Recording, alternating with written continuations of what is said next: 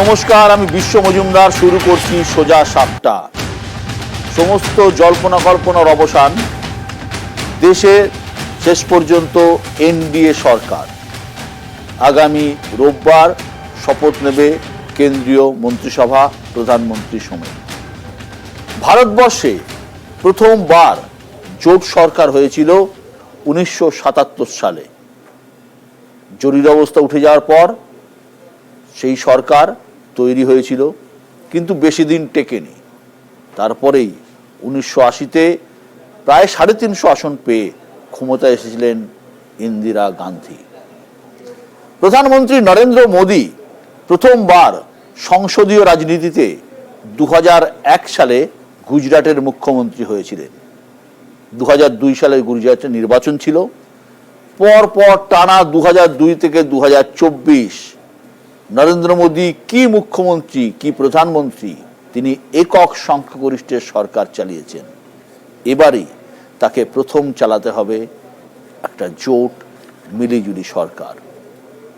এবারের ভোটে পশ্চিমবঙ্গ অনেক কথা, অনেক কিছু হয়েছিল। পশ্চিমবঙ্গের ফলাফল সমস্ত হিসেব নিকেশ উল্টে দিয়েছে। ফলাফল বেরোনোর পর কোন্দল শুরু হয়েছে বিজেপিতে, এবং তৃণমূলও তাদের যে খামতি তা মেরামত শুরু করেছে। তার কারণ খুব বেশি স্বস্তিতে তৃণমূলও কিন্তু নেই বেশ কিছু আসনে। এই মুহূর্তে পশ্চিমবঙ্গের কি ফলাফল এবং আসনগুলো ঠিক কি অবস্থা একবার দেখে নেব। গোটা পশ্চিমবঙ্গে 2024-এর লোকসভা ভোটের মোট আসন 42, তৃণমূল 29, বিজেপি 12, কংগ্রেস 1। ভোটের পার্সেন্টেজ ছিল হয়েছে তৃণমূল 46%, বিজেপি 38%, বাম কংগ্রেস জোট 11%। আজকে আমাদের স্টুডিওতে আজকে সোজা সাপটার আলোচনা যারা আছেন, প্রথমে পরিচয় করিয়ে দিই। বিজেপির পক্ষে সজল ঘোষ, নিজে প্রার্থী ছিলেন বরানগর উপনির্বাচনে। রয়েছেন সিপিআইএমের পক্ষে পার্থপ্রতিম বিশ্বাস, রয়েছেন কংগ্রেসের পক্ষে অশোক ভট্টাচার্য, রয়েছেন তৃণমূল কংগ্রেসের পক্ষে বৈশ্বনাথ চট্টোপাধ্যায়, এবং দুই বিশিষ্ট রাজনৈতিক ভাষ্যকার শিবাজী প্রতিম বসু এবং সুমন ভট্টাচার্য। এবারের যে ভোট হয়ে গেল, দেখা যাচ্ছে বেশিরভাগ বুথে, বেশিরভাগ কেন্দ্রে, বিধানসভা হোক, বুথ ওয়াইজ হোক, পঞ্চায়েত হোক, কর্পোরেশন ওয়াইজ হোক, সমস্ত জায়গায় প্রতিটা বুথে ব্যাপক সংখ্যক মহিলা ভোটার ভোট দিয়েছেন, এবং প্রত্যেকটা জায়গাতেই মহিলা ভোটারের সংখ্যা পুরুষ ভোটারের থেকে বেশি। এবং লক্ষ্মীর ভাণ্ডার একটা বড় ফারাক করে দিয়েছে। তার সঙ্গে তৃণমূলের বুথ ম্যানেজমেন্ট এবং অভিষেক বন্দ্যোপাধ্যায়ের যে ম্যানেজমেন্ট তিনি করেছেন, সাংগঠনিক দক্ষতা, সেটা যোগ ফলে তৃণমূলের এই রেজাল্ট। আমি সজলের কাছে আসবো। সজল, কোথাও কি আপনারা এই যে মহিলা ভোট তার কাছে হেরে গেলেন? দেখুন, আমরা হেরেছি এ কথা ঠিক। ভোটের নিরিখে, সিটের নিরিখে আমরা হেরেছি এ কথা বলতে কোনো দ্বিধা নেই। কিন্তু এখনও সেটা মহিলা ভোট কি সেটা পুরুষ ভোট, সেটা এক্ষুনি অ্যানালিসিস করে এই মুহূর্তে বলার মতন বোধহয় সময় আসেনি, বা আমাদের এখনও সে অ্যানালিসিস হয়ে ওঠেনি। আমরা যদি আপনি বলেন সংখ্যাতত্ত্বের বিচারে আমরা আগের বারে আমরা ছিলাম 18, এবারে আমরা 12। স্বাভাবিকভাবে সাদা চোখেই বোঝা যায় আমরা হেরেছি। কিন্তু নির্বাচনে হারা জেতার অন্য আরেকটা পয়েন্ট থাকে, সেটা হচ্ছে ধরুন যে আমাদের যদি ভোট শতাংশ দেখেন, ভোট শতাংশ কিন্তু আমাদের কমেনি। হ্যাঁ, যদি শতাংশে না গিয়ে আমি যদি সংখ্যাতত্ত্বেও যাই, তাহলেও আমাদের ভোট বেড়েছে। মুশকিল হচ্ছে আমাদের সিট কমেছে। এটা গণতন্ত্রের এটা একটা ফ্যালাসি বলতে পারেন। এর আগে আমরা কোনো এক সময় উত্তরপ্রদেশেও দেখেছি 19% ভোট পেয়ে মায়াবতী সেখানকার লার্জেস্ট পার্টি হয়ে গিয়েছিলেন। তো সেই সংখ্যাতত্ত্বের বিচারে, সংখ্যাতত্ত্বের হিসেবে নিশ্চয়ই আমাদের কম। হ্যাঁ, হতে পারে লক্ষ্মী ভাণ্ডার, ধরুন আজকে লক্ষ্মী ভাণ্ডার যখন ইস্যু হয়, লক্ষ্মী ভাণ্ডার যখন ভোটের মেন হাতিয়ার হয়, তখন বুঝতে হবে যে রাজ্যের ভাণ্ডার বা সরকারের ভাণ্ডারটা কিন্তু খুব একটা আশাপ্রদ নয় সাধারণ মানুষের পক্ষে। কারণ লক্ষ্মী ভাণ্ডারের ওপর ভোট দেয় একেবারে সেই প্রান্তিক মানুষটা, যার আর কোনো উপার্জন নেই। আর দেশে তো প্রান্তিক মানুষদের ভোটেই সরকার নির্বাচিত হয়। আমি বলি না, এটা কথা নয়, প্রত্যেক মানুষের ভোট আছে। আমার প্রান্তিক মানে অর্থনৈতিকভাবে যারা প্রান্তিক, সেই মানুষদের কথা বলছি, যারা এই 1000 টাকাটাকে মূলধন করে ভোট দিয়ে দেন, তাদের অর্থনৈতিক পরিস্থিতি আপনাকে ভাবতে হবে যে কতটা সংকটে। আমরা নিশ্চয়ই যে মানুষটা লক্ষ্মী ভাণ্ডারে ভোট দিয়েছেন তার অর্থনৈতিক অবস্থা খুবই খারাপ, এটা আমরা সহজেই বোঝা যায়। এর থেকে বোঝা যায় যে পশ্চিমবঙ্গে আরও অন্যান্য ইস্যুতে ভোট হয় না, তার মানে সেগুলো নিশ্চয়ই এখানে দুর্বল। তো আপনি যদি বলেন সংখ্যার হিসেবে, অঙ্কের হিসেবে, তাহলে আমরা পরাজিত। কিন্তু যদি আপনি ভোটের কাউন্টে যদি বলেন, গতবার 21-এ আমরা সর্বোচ্চ রেজাল্ট যেটা করেছিলাম, আমরা 77টা সিট পেয়েছিলাম। 77টা সিটে আমরা 2,28,00,000 ভোট পেয়েছিলাম। এবারে সেটা 2,33,00,000 ভোট হয়েছে। যদি আপনি লোকসভা ওয়াইজ আপনি যদি বিধানসভা দেখেন, তাহলে বিধানসভাতেও আমরা প্রায় 90টার ওপরে বিধানসভায় এগিয়ে আছি। এই কলকাতা শহর বা ধরুন পুরো এলাকা যেগুলো, সেগুলোতে যদি দেখেন, দেখবেন। আমি আসবো এই আলোচনায়, হ্যাঁ আমি আসবো এই আলোচনায়। বৈশ্বনাথ সজল যেভাবে বলছেন, পশ্চিমবঙ্গে প্রায় 50%-এর উপর মহিলা ভোটার রয়েছেন, যাদের একটা বড় অংশ কিন্তু লক্ষ্মীর ভাণ্ডার পান। লক্ষ্মীর ভাণ্ডার কি আপনাদের তুরুপের তাস হয়ে গেল? সজলের কথাটা শুনে মনে হচ্ছে যে আমরা হেরেছি অথচ আমরা হারিনি, মানে এরকম কথাটার মানে হলো, আমি যতদূর বুঝলাম যে উনি বলছেন যে পার্সেন্টেজ অফ ভোটে ওনারা কমেননি। আপনি যদি চুলচেরা বিশ্লেষণ করেন তাহলে দেখতে পাবেন যে পার্সেন্টেজ অফ ভোটটা ওদের কমেছে, আমাদের পার্সেন্টেজ, তৃণমূলের পার্সেন্টেজ বেড়েছে, 46% আমরা ভোট পেয়েছি। আর বাংলার মায়েরা, বোনেরা, নারীরা মমতা ব্যানার্জির সঙ্গে প্রথম দিন থেকে ছিল, এবারেও তারা রয়েছে এবং ব্যাপক আকারে রয়েছে। এবং এই যে যখন আমরা 500 টাকা দিলাম, তারপরে 1000 টাকা, 1000 টাকাটাকে 1200 টাকা করলাম, তখন অনেক বিদ্রূপ ব্যঙ্গ অনেকে করেছিল।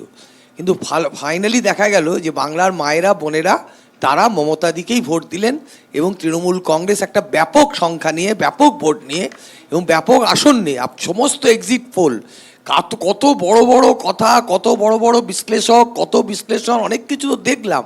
কিন্তু ফাইনাল কি হলো, যেটা বেরোলো 4 তারিখ, তাতে দেখা গেল যে আমরা এই রাজ্যে 29টা আসন পেয়েছি। আর যারা বলেছিল আপকি বার 400 কি পার, তাদের সংখ্যা গিয়ে দাঁড়ালো 240-এ। কারণ এটা 2021-এ বলেছিল যে আপকি বার 200 কে পার, সেটা ওই ঝিলকা উস পার হয়ে গেছিলো। তো এবারেও তো একই হলো। সুতরাং আমি অন্য বিশ্লেষণে যাচ্ছি না, নির্বাচনে সাংগঠনিক জায়গাটাও কিন্তু আপনাদের ছিল। অভিষেক যেভাবে ধরেছিলেন, যেভাবে করেছিলেন, এটা কিন্তু আমি আমার দীর্ঘ রাজনৈতিক অভিজ্ঞতা থেকে একটা বলছি যে আমাদের পশ্চিম বাংলায় আপনার বুথভিত্তিক সংগঠন না থাকলে, আমরাও সিপিএমের সঙ্গে লড়েছি বহু বছর ধরে, লড়তে লড়তে যখন আমরা আমাদের সেই পরিকাঠামো, সেই বুথভিত্তিক সংগঠন তৈরি করতে পেরেছিলাম বেশিরভাগ বুথে, তখনই কিন্তু আমরা সিপিএমকে পরাজিত। কারণ মমতা বন্দ্যোপাধ্যায়ের মিটিংয়ে প্রচুর মানুষের জনসমাগম হতো। অনেকে আমাদের বলতেন যে সেই সময় ভোটে রূপান্তর করা যাচ্ছে না কেন। এটা আমরা দেখেছিলাম সংগঠনের দরকার আছে এবং এই জনমুখী প্রকল্প মমতা ব্যানার্জি, আমরা তো মমতা ব্যানার্জির নেতৃত্বে এবং অভিষেক ব্যানার্জির সেনাপতিত্বে নির্বাচন করেছি, যেটা নিয়ে অনেকে বিদ্রূপ করেছিল, কিন্তু আজকে এস্টাবলিশ হয়ে গেল বাংলাতে যে এরা দুজন এস্টাবলিশ লিডার। অশোক ভট্টাচার্য, যখন আলোচনা হচ্ছিল যে এ রাজ্যে জোট হবে কি হবে না, তৃণমূল কংগ্রেস 2টি আসন ছেড়েছিল কংগ্রেসের জন্য। এই যে ভোটের ফলাফল দেখা গেল, যদি কংগ্রেস এবং তৃণমূলের জোট কোনোভাবে সম্ভব হতো, কংগ্রেস তার 2টি আসনই ধরে রাখতে পারত। শুধু তাই নয়, বিজেপি অন্তত আরো 4 থেকে 5টি আসন হারাতো পশ্চিমবঙ্গে। বিশ্বদা, প্রথমেই বলি, আপনি সঠিক তথ্য দিয়েছেন, একেবারে সঠিক। সত্যি কথা, 2টো আসন ছাড়ার কথা বলেছিলাম। কোন 2টি আসন? একটি দক্ষিণ মালদা, একটি বহরমপুর। কি মজার কথা, একটি দক্ষিণ মালদা এবং একটি বহরমপুর, যে 2টি আসন কংগ্রেস তার নিজের জোরে, নিজের ক্ষমতায় এতদিন ধরে জিতে এসছে, তৃণমূলের দয়ায় বা দাক্ষিণ্যে কিন্তু জয়ী হয়নি। এবার দ্বিতীয় কথায় আপনারা আসি। আমি একটা ছোট্ট কথা বলতে চাই, শোনা গল্প আর কি। বাদশাহ হুমায়ুন তার ছেলেকে পড়ানোর জন্য এক পণ্ডিত মশাইকে রেখেছিলেন, জানেন তো, এবং তাকে বলেছিলেন 1000 স্বর্ণমুদ্রা গুনে গুনে তাকে মাসে দক্ষিণা দেবেন। তা প্রথম মাস পড়াবার পরে সেই পণ্ডিত যখন তার মাইনে নিতে যান, তখন যিনি কোষাধ্যক্ষ ছিলেন, তিনি যে করেই হোক ওই 1000-এর বদলে 999টা দিয়েছিলেন, একটা হয়তো মিস হয়ে গিয়েছিল। তা ওই পণ্ডিত সেটা প্রত্যাখ্যান করেন। তখন হুমায়ুন ডেকে তাকে বলেন, সেই পণ্ডিত মশাইকে, আপনি কটা বাদশা পাবেন, আপনি কেন নেননি? বলছেন আমাকে 1000 দেওয়ার কথা ছিল, 999 দেওয়া হয়েছে। বলছে আপনি কটা বাদশা পাবেন যে 999টায় দেয়? বলছে হ্যাঁ সেটা হয়তো সঠিক, কিন্তু আপনি কটা পণ্ডিত মশাই পাবেন যে একটা স্বর্ণ মুদ্রা করার জন্য নেবে না? সকলে মাথা নত করে না। প্রয়াত মৃণাল সিংহ রায় মাথা নত করতে পারেন, সুলতান আহমেদ মাথা নত করেছিলেন, শঙ্কর সিং মাথা নত করেছেন, তাই বলে অধীর চৌধুরী মাথা নত করার এসব কথার কোনো দাম নেই। ভোট সেটা ইতিহাস বিচার করবে, দাম আছে কি নেই, অঙ্কের দাম আছে। অঙ্কের দাম তো সবটাই। যদি 5 থেকে 6টা অঙ্কের দাম সবটা বিশ্বদা। আজকে যদি 5 থেকে 6টা আসন ইন্ডিয়ার ঝুলিতে যেত, তাহলে ওদিকে বিজেপির 5 থেকে 6টা। ইন্ডিয়ার ঝুলিতে লড়াইয়ের জন্য রাহুল গান্ধী লড়ছেন। পার্থদা, বিশ্ব আমার একটাই বলার হচ্ছে যে এবার ভোট রাজনীতিতে এটা ঠিক যে বামেরা প্রত্যাশিত ফল করেনি এই রাজ্যে অন্তত।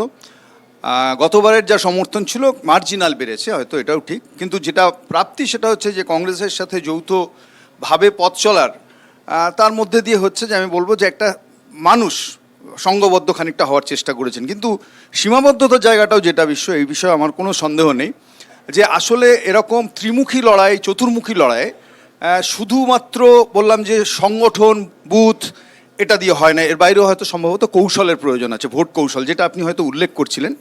ধরে নিন উত্তরপ্রদেশে যদি মায়াবতী এদের সাথে থাকতেন, তাহলে তো উত্তরপ্রদেশে মায়াবতী মানে বিজেপি থাকতোই না। তার কারণ অন্তত 15 থেকে 16টা আসন মায়াবতী বিজেপিকে জিতিয়ে দিয়েছে। আবারও বলছি যে ডেফিনেটলি রাজ্যে রাজ্যে এই বাস্তবতাগুলো আলাদা। ফলে উত্তরপ্রদেশে যে ঘটনাটা ঘটেছে, বিজেপি বিরোধী ভোটের একটা মেরুকরণ ঘটে গেছে, আপনি যদি বলেন দেখেন। ফলে আপনি আমাদের রাজ্যেও যদি আপনি সেই হিসাবে দেখতে চান যে লড়াইটা ত্রিপাক্ষিক হচ্ছিল, কিন্তু বিজেপি বিরোধী ভোটের, কারণ মূল ভোটটা ছিল কেন্দ্রের সরকার গড়ার ভোট, ফলে বিজেপি বিরোধী ভোট, প্রতিষ্ঠান বিরোধিতার ভোট, সেই ভোটটার আসলে একটা মেরুকরণ ঘটলো এবং সেই ঘটার সবচেয়ে বড় বেনিফিশিয়ারি হয়েছে রাজ্যের শাসক হিসেবে তৃণমূল কংগ্রেস। আমি শুধু এখানেই বলছি, শুধু এখানে শেষ নয়, যেটা মারাত্মক দিক ছিল বলে বিশ্ব আমার মনে হয় যে তৃণমূলের এই ভোট বৃদ্ধি বা আমাদের বামেদের হচ্ছে যে ভোট কম পাওয়ার পেছনে যদি আপনি কারণগুলো কখনো খুঁজতে যান, পোলারাইজেশন পলিটিক্স যেটা ছিল তারও একটা ভূমিকা আছে, অন্তত বিভিন্ন পর্যায়ে।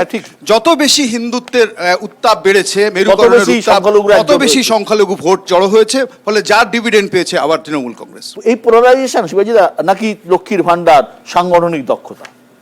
পোলারাইজেশন তো আজকে শুরু হয়নি। বিশেষ করে আমরা দেখেছিলাম 2019-এ তার ফলটা দেখেছিলাম যে পোলারাইজেশন কিভাবে হলো। বিজেপি 17% থেকে বেড়ে 40%-এ চলে গেল এবং এরা 6%-এর কাছে নেমে এলেন। মানে পার্থদের দল বা পার্থরা সেই অর্থে বা বামরা তারা নেমে এলেন।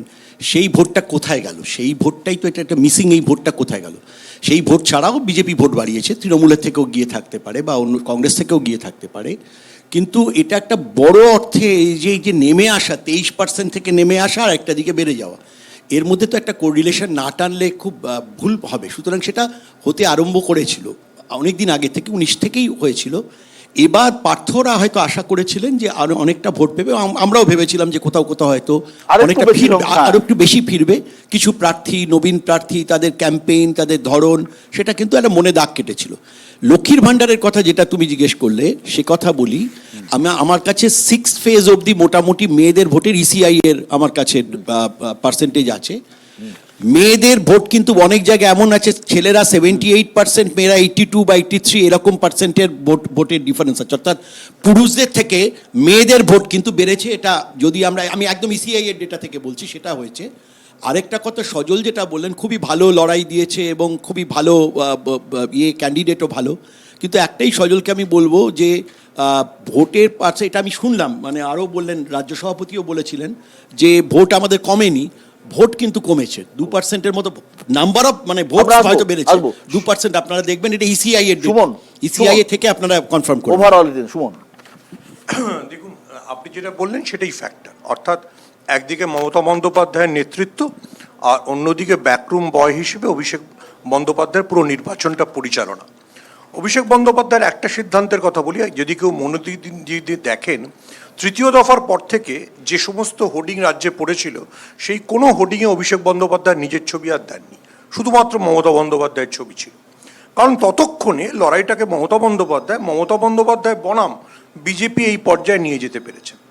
অবশ্যই লক্ষ্মীর ভাণ্ডার ফ্যাক্টর, এবং তার সঙ্গে যেটা ফ্যাক্টর, মমতা বন্দ্যোপাধ্যায় সেই সবকটা ঝুঁকি নিয়েছেন, বোধহয় তোর সাথে আলোচনাও হয়েছিল, যেটা আমি আবার বলবো বামেরাও যে ঝুঁকি নেননি। অর্থাৎ গেরুয়া পরে কেউ রাজনীতি করছে, আমি তাকে হিট করব, এই ঝুঁকিটা নেওয়া কিন্তু মমতা বন্দ্যোপাধ্যায় দেখিয়েছেন এবং তার ডিভিডেন্ড গাঙ্গেয় পশ্চিমবঙ্গে, অর্থাৎ যেখানে তৃণমূল স্ট্রং, দক্ষিণবঙ্গে তুলে নিয়ে পুরোটা চলে গেছে।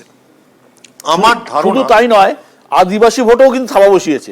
আমার ধারণা, আমি যেটা শিবাজিদা বলছেন সেটা এক্সটেন্ড করে বলি, 2021-এর পরিসংখ্যান ছিল যে দলিত এবং আদিবাসীদের মধ্যে, দলিত আদিবাসী মহিলাদের মধ্যে বিজেপি 52.3% ভোট পেয়েছে। আলিপুরদুয়ারে ভোট কমেছে, পুরুলিয়ায় ভোট কমেছে, বাঁকুড়ায় ভোট কমেছে। সেটা কিন্তু এবারে প্রাইমারি যা দেখে মনে হচ্ছে, এক্স্যাক্টলি পুরোটা ডেটাটা দেখা হয়নি, প্রায় 48% নেমে গেছে। মমতা বন্দ্যোপাধ্যায় প্রায় 4% মহিলা ভোট গেইন করেছে। আরেকটু কম হবে। আমার যেটা মনে হয় যে বাঁকুড়া, বিষ্ণুপুর, পুরুলিয়া, মেদিনীপুর, বীরভূম, এমনকি আলিপুরদুয়ার 3 লাখকে জেতা সিট, সেটা আদিবাসীদের ভোটটা তো অবশ্যই, এবং এইখানে কিন্তু আদিবাসীদের তুলনায় কিন্তু মহিলাটা ফ্যাক্টর, তার কারণ পুরো মহিলা ভোট মমতা বন্দ্যোপাধ্যায় মহিলা ভোটটাকে ক্যারি করেছেন। আর একটা পয়েন্ট বলতে চাইবো, 30 সেকেন্ড নেব, সেটা হচ্ছে যে মানে যে দায়টা কংগ্রেসের মুখপাত্র অস্বীকার করছেন, there is a very simple arithmetic why BJP is in crisis. ভারতবর্ষে 4টে বড় রাজ্য আছে, উত্তরপ্রদেশ, বিহার, মহারাষ্ট্র এবং পশ্চিমবঙ্গ। এই 4টে রাজ্যে 210টা সিট আছে। গতবার বিজেপি এখানে 166টা সিট পেয়েছিল, এবার বিজেপি ওখানে কমে 96টা সিট হয়ে গেছে। এই 96টা থাকতো না যদি অধীর চৌধুরী এবং মায়াবতী বাগড়া না দিতেন, তাহলে এটা 75-এ চলে। আমি যেটা বলছিলাম, একটা কথা বারবার করে একটা কথা বলতে হবে, ব্যাপারটা হচ্ছে বললে এখন হবে না, যে তৃণমূলের সাথে জোট হয়নি, এটা একা অধীর চৌধুরী ঠিক করেছেন এরকম ব্যাপারটা নয়, সেটা শিলমোহর দিয়েছেন এআইসিসি। আমি বিশ্ব এক্সাক্ট ফিগার হেরেছে তো কি হচ্ছে, হারিয়ে যায়নি। আমি বিশ্ব হারিয়ে যাওয়া একটাই বলছেন ওটা। গতবারে যেখানে বিজেপি ওই 210-এর মধ্যে 166টা সিট পেয়েছিল, এবার ইন্ডিয়া জোট সেখানে 114টা সিট পেয়েছে। একদম। সুমন, আমি আসবো এই মুহূর্তে মেদিনীপুর থেকে, আমার সঙ্গে রয়েছেন জুন মালিয়া। জুন, শুনতে পাচ্ছেন? হ্যাঁ, শুনতে পাচ্ছি, ভলিউমটা আরেকটু জোরে হলে ভালো হতো। হ্যাঁ, বিধায়ক থেকে সাংসদ, কাজটা কি কঠিন হলো, সহজ? হ্যাঁ, না, কাজটা কঠিন হলো ইন দ্য সেন্স যে আগে তো একটা বিধানসভা ছিল, এখন আমার ঝুলিতে আরো 6টা বিধানসভা যোগ হলো, তো কাজের জায়গাটা আরেকটু মানে ক্যানভাসটা আরেকটু বেড়ে গেল, এবং কাজ করার, তার সাথে সাথে কাজ করার সুযোগটাও আরেকটু বেড়ে গেল, এবং মানুষের কাছে পৌঁছবো, জনসংযোগ সবকিছুই বাড়তি হলো এবার এখন থেকে। জুন, আপনার কেন্দ্র নিয়ে তো প্রবল ঝামেলা বিজেপির অন্দরে, বিজেপির ঘরে আপনি তো একাই কোন্দল লাগিয়ে দিয়েছেন। দিলীপ দা বলছেন জেতা আসন হারানো হয়েছে। কেন? সেটা তো ওনাদের ব্যাপার, কারণ আমি তো প্রিপেয়ার ছিলাম যে আমার ওপোনেন্ট, আমার উল্টো দিকে দিলীপ দাই দাঁড়াবেন। 17 দিন ধরে আমি তো ওয়েট করছিলাম যে কবে দিলীপ দার নামটা অ্যানাউন্স হবে। দেয়াল লিখনেও পদ্মফুল, বিজেপি সিম্বল পড়ছিল, প্রার্থীর নাম অনেক জায়গায় তখনও আসেনি, আবার অনেক জায়গায় দিলীপ দার নাম লেখাও হয়ে গিয়েছিল। So I was mentally prepared যে দিলীপ দাই আমার ওপোনেন্ট হবে, এবং আমি তো সেভাবেই হোমওয়ার্ক করছিলাম, ফিল্ড ওয়ার্কও করছিলাম। তো তারপরে তো দেখলাম যে দিলীপ দাকে বর্ধমানে পাঠিয়ে দেওয়া হলো, এবং আসানসোলের যিনি এমএলএ অগ্নিমিত্রা পল, তিনি এলেন মেদিনীপুরে প্রার্থী হয়ে বিজেপির। দিলীপ দা দাঁড়ালে লড়াইটা কি একটু কঠিন হতো?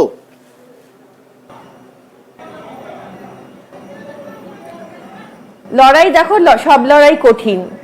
আমার জন্য লড়াই, আমি লড়তে নেমেছিলাম, এবং আমি আমার সৈনিকদের সাথে, আমার তৃণমূলে যারা ছিলেন সেখানে সবার সাথে আমরা খুব ভালো লড়াই দিয়েছি, এবং আমরা ফুল টিম ইনক্লুডিং দিদি, অভিষেক, আমরা সবাই মিলে কিন্তু মেদিনীপুরে জোরদার খুব ভালো লড়াই হয়েছে, and we are successful in that, and we are celebrating our success right now.